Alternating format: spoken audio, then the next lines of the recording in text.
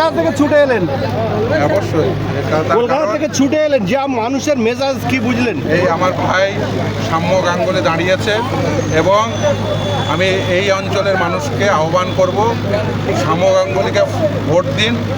মালেক ভাই দাঁড়িয়েছেন পাশার কেন্দ্রে, ভোট দিন, এদের ভোট দিয়ে নির্বাচিত করুন। নির্বাচিত করলে যদি বামপন্থীদের সরকার হয়, আইএসএফ সমর্থিত বামফ্রন্টের সরকার হয়, তাহলে আপনাদের কারোর নাম ভোটার লিস্ট থেকে বাদ দেওয়ার সাহস কোনো সংস্থা করতে পারে না।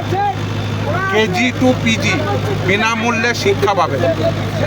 প্রতিটি বাড়িতে একজন করে চাকরিরত আপনার যুবক যুবতী থাকবে, অর্থাৎ প্রতিটি বাড়িতে একটা করে চাকরি, KG two PG free education. এবং আপনি যদি আপনার সমস্ত সামাজিক সুরক্ষাকে এনশিওর করতে চান, তাহলে বামপন্থীদের ভোট দিন।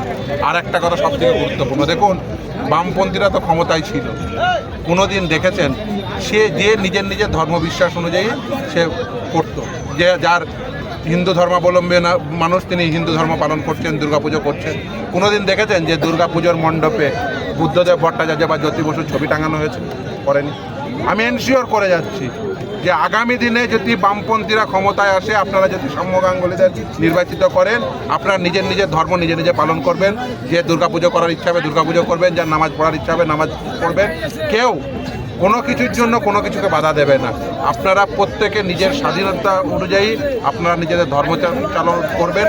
আপনারা সঠিক গুণগত মানসম্পন্ন শিক্ষা পাবেন এবং শিক্ষিত ছেলে মেয়েদের বলছি, প্রতি বছর এসএসসি হবে, প্রতি বছর টেট হবে, প্রতি বছর শিক্ষকতার চাকরি হবে, প্রতি বছর পিএসসির মাধ্যমে চাকরি হবে, প্রতি বাড়িতে চাকরি হবে। ভাই বলছিলেন গ্রুপ সি পরীক্ষা দিয়েছেন, এখনো রেজাল্ট বেরোয়নি। কেন? তার কারণ মমতা ব্যানার্জি সরকার। ফলে এই অবস্থায় দাঁড়িয়ে আপনাদের যদি চাকরি পেতে চান, বিনামূল্যে শিক্ষা পেতে চান, তাহলে বামপন্থীদের ভোট দিন, আইএসএফকে ভোট দিন, সাম্য গাঙ্গুলিদের ভোট দিন, মালেক ভাইদের ভোট দিন। ভোট দিয়ে বিপুল ভোটে নির্বাচিত করে তাদেরকে আইনসভায় পাঠান। গাঙ্গুলির সেই ছেলে এতদিন ধরে, তিনি 80 বছর ধরে এই এলাকা থেকে শুরু করে গোটা পশ্চিমবঙ্গে তিনি সার্ভিস করতে, তার একেবারে ছোটোবেলা থেকে তিনি কিন্তু রাজনীতি করা মানুষ। এও ছোটোবেলা থেকে রাজনীতি করেছে, আজকের থেকে নয়। কোথায় ঝড় হচ্ছে আমি ফোন করেছি, কোথায়? আমি রায়দিঘিতে, তাই তো? হ্যাঁ, একদম আমি রায়দিঘিতে। কে ঝড় আসার আগে কান্তি গাঙ্গুলিও ছুটছে, সাম্য গাঙ্গুলিও ছুটছে। কি না গাড়ি করে সব চাল থেকে শুরু করে, ডাল থেকে শুরু করে, আলু থেকে শুরু করে নিয়ে এসে আপনাদের জন্য নিয়ে এসে হাজির। ঝড় আসার আগে কান্তি গাঙ্গুলি, সাম্য গাঙ্গুলি এসে হাজির। আপনি তাকে ভোট দেবেন না ওই হাত নাড়িয়ে পালিয়ে যাবে তাকে ভোট দেবেন? সোজা কথা, তাদের ভোট দেবেন যাকে সবসময় পাবেন ঝড় আসার আগে ওরা এসে হাজির হবে। এই যে 91 লক্ষর বেশি যে ভোটার লিস্ট থেকে নাম বাদ চলে গিয়েছে, এর জন্য দায়ী মমতা ব্যানার্জি। আপনি আইনজীবী হিসেবে দেখুন, প্রথমেই বলি, আচ্ছা এই রাজ্যে শুধু এসআইআর হচ্ছে? অন্য রাজ্যেও তো হচ্ছে। একজনের নাম বাতিল হয়েছে, লাল ঝান্ডার পার্টি কেরলে রয়েছে, নাম বাতিল হয়েছে, কারো ক্ষমতা আছে? আপনি বলেন, আমি ক্লাব থেকে শুরু করে নবান্ন পর্যন্ত সব আমার ভিডিও।